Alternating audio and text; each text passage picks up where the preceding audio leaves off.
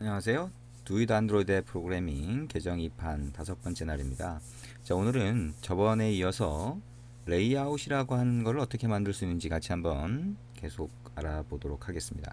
우리가 리니어 레이아웃이라고 하는 걸 이전에 같이 한번 해봤는데요. 이번에는 상대 레이아웃이라고 하는 걸 해볼 겁니다. 상대 레이아웃은 렐러티브 레이아웃이라고 부릅니다. 그래서 상대적인 위치를 이용해서 우리가 화면 배치를 하는 걸 얘기를 합니다. 그래서 자, 만약에 렐러티브 레이아웃이라고 하는 거 안에 버튼이 들어가 있다라고 하면 이 버튼을 배치하는 방법이 리니어 레이아웃 같으면은 박스 레이아웃과 같다 그랬죠. 그러니까 순서대로 세로 방향이면 세로 방향 순서대로 추가를 하고 가로 방향 가로 방향 순서대로 추가를 합니다.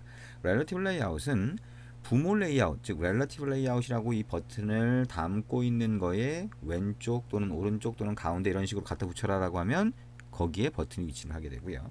또 하나는 그 안에 들어가 있는 또 다른 버튼이 있다라고 하면 그 버튼을 옆에 붙여라 위에 붙여라 이런 것도 할 수가 있습니다. 그래서 상대 레이아웃이라고 하는 거, 렐러티브 레이아웃이라고 하는 거는 다른 뷰나 또는 페어런트, 부모 레이아웃의 상대적인 위치를 이용해서 뷰를 배치하는 방법이다 라고 생각을 하시면 됩니다. 예를 들어서 지금 여기 화면에 보시는 오른쪽에 있는 것처럼 만약에 전체를 텍스트 뷰나 뭐 이런 걸 가지고 채우고 아래쪽에 버튼을 배치하고 싶다라고 하면 그게 상대 레이아웃을 쓰게 되면 굉장히 쉽게 돼요. 왜냐하면 이 버튼이 부모 레이아웃 아래쪽에 가서 붙어라라고 하게 되면 그냥 이쪽에 가서 붙거든요. 그래서 이런 것들이 자 우리가 직접 한번 해보면서 이렇게 되는구나라고 하는 걸 이해해보면 훨씬 쉽게 이해가 될 겁니다. 자, 안드로이드 스튜디오라고 하는 거를 실행을 하면 이렇게 보일 거고요. 우리가 마이 레이아웃이라고 해서 이전에 했던 프로젝트는 클로즈 프로젝트라고 해서 닫으면 여기에 이렇게 표시가 됩니다. 그래서 새로운 프로젝트를 만들고 싶다라고 하면 여기 스타트로 시작하는 이 메뉴를 클릭을 하시면 되겠죠. 그래서 애플리케이션 네임이라고 하는 데다가 자, my relative layout 이렇게 한번 입력해 볼 수 있겠네요. 지금 나머지는 그대로 두고요. next 그 다음에 여기서도 뭐 어떤 걸로 개발을 할 거냐 어떤 걸 위해서 개발을 할 거냐 폰 앤 태블릿 그 다음에 최소 SDK 버전 지정한 상태 그대로 두고 그 다음에 첫 화면의 형태를 어떻게 할 거냐 블랭크 액티비티라고 해서 아무것도 없는 거 메뉴만 있는 겁니다. 그 다음에 넥스트 누르면 새로운 프로젝트 만들어질 때 이런 파일 이름으로 만들 거다. 오케이 피니쉬 아래쪽에 있는 피니쉬 버튼 눌러주시면 자 그러면 새로운 프로젝트가 만들어질 겁니다. 자, PC의 사양에 따라서 이건 시간이 좀 많이 걸릴 수도 있고요. 좀 적게 걸릴 수도 있습니다. 자, 어쨌든 새로운 프로젝트가 만들어지게 되면 화면에 XML 레이아웃이라고 하는 거를 만들 수 있는 자, 그 화면이 처음에 뜨겠죠? 자, 이게 화면 구성을 위한 거다. XML 파일은 안드로이드가 별도의 화면 구성 방식을 제공하기 위해서 분리된 거다. 그래서 실제로 기능이라고 하는 건 자바 소스에서 기능을 붙여준다. 두 개가 분리되어 있다라고 하는 거. 그래서 분리되어 있기 때문에 XML 레이아웃 파일 안에 버튼이 들어가 있으면 그 버튼을 소스에서 기능을 붙여주기 위해서는 찾아야 된다 그랬죠. 그죠? 왜냐면 XML 레이아웃 파일은 그냥 파일이기 때문에 이게 실제 버튼이 그 안에 있는 버튼이 버튼 태그가 실제 버튼이 되기 위해서는 메모리로 인플레이션이 돼야 된다. 그죠? 메모리에 올라가서 실제 버튼 객체가 돼야 된다. 자바에서는 new라고 하는 걸로 만들죠. 그래서 실제 버튼 객체가 돼야 되는데 그 버튼 객체가 되면 어쨌든 메모리 어디가 있는지 모르기 때문에 find로 찾아줘야 된다라고 하는 거 저번 시간에 같이 해봤습니다. 자 여기서 이제 자 상대 레이아웃이라고 하는 거 한번 같이 해볼 겁니다. 자 이번에도 여기 있는 기본 텍스트 뷰 자 요거를 전체 화면으로 볼까요? 그 다음에 텍스트 뷰는 딜리트 선택한 다음에 딜리트 키 눌러서 없애주고요. 자 여기다가 우리가 여기 왼쪽에 보시면 위젯스에서 플레인 텍스트 뷰라고 하는 게 있어요. 이게 글자를 표시해 주는 겁니다. 글자를 표시해 주는 거고요. 어쨌든 플레인 텍스트 뷰 한번 갖다 놔볼까요? 네, 텍스트 뷰를 이 화면에다가 갖다 놓습니다. 자, 이 중간에 이렇게 가서 붙었는데요. 자, 여기에 요 텍스트 뷰가 들어간 상태에서 오른쪽에 프로퍼티스에 보시면 with layout width와 layout height가 있죠. 그래서 이거를 둘 다 매치 페런트로 한번 바꿔 보도록 하겠습니다. 자, 그러면 얘가 화면 전체를 채우게 됩니다. 화면 전체를 채우게 되고요.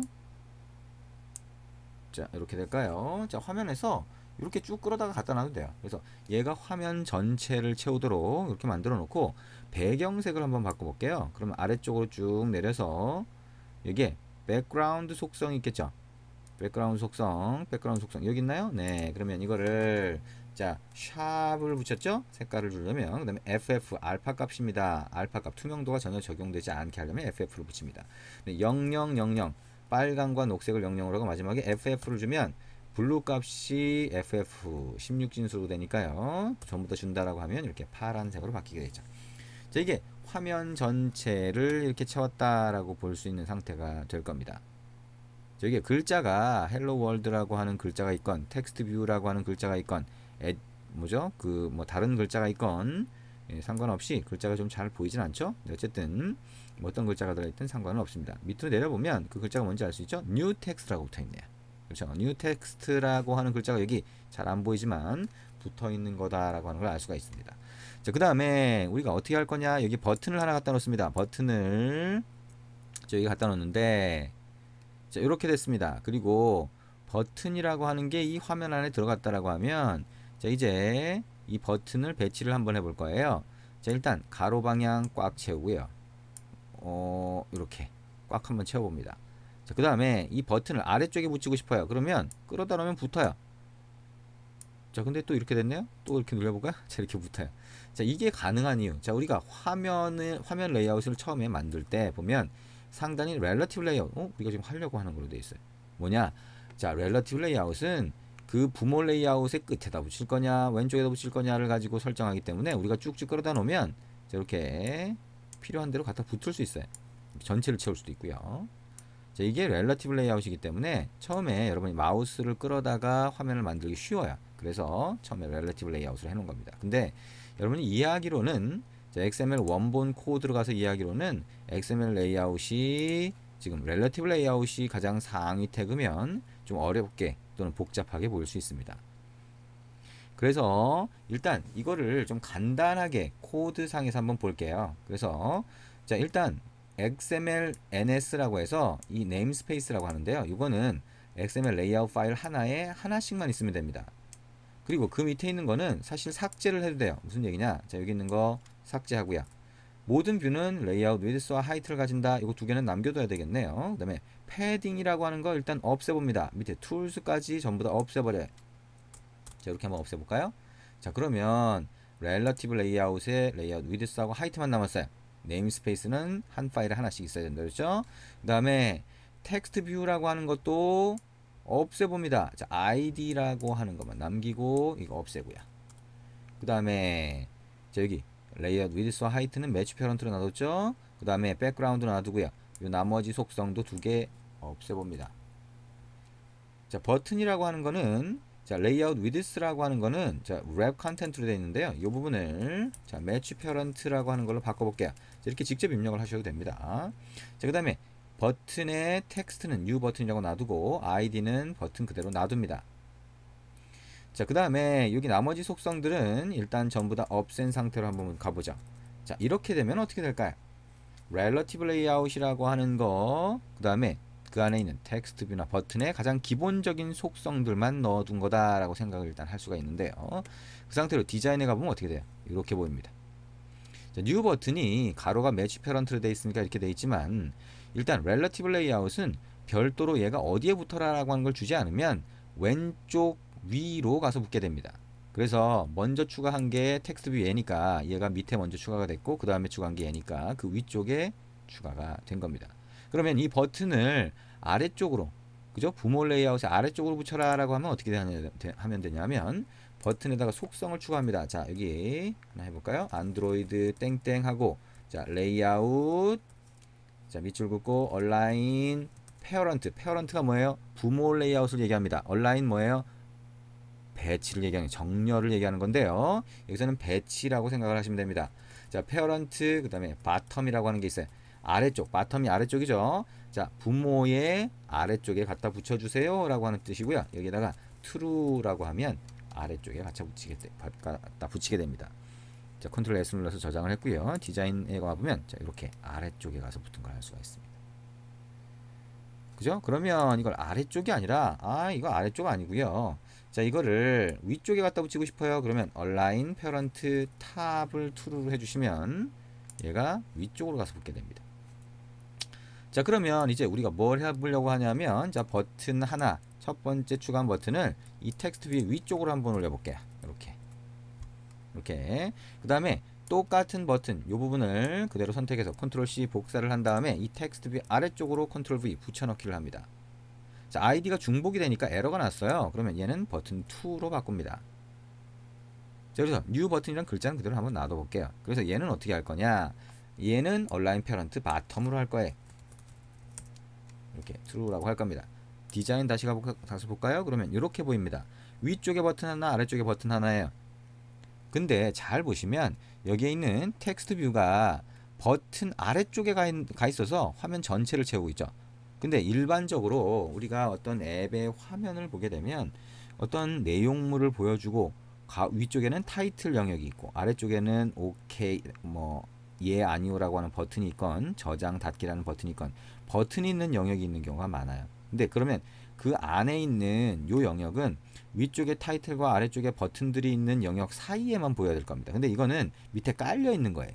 그래서 이 경우에는 어떻게 하냐, 이 가운데 있는 텍스트 뷰가 전체를 채우긴 채우는데 위쪽에 있는 버튼과 아래쪽에 있는 버튼, 위쪽에 있는 버튼을 기준으로 하면 위쪽 버튼의 아래쪽부터, 아래쪽에 있는 버튼을 치면 아래쪽에 있는 버튼 위부터 이렇게 채우기를 바라게 됩니다. 그래서 어떻게 하냐, 자, 텍스트 뷰, 가운데 텍스트 뷰가 있으면 여기다 속성을 추가합니다.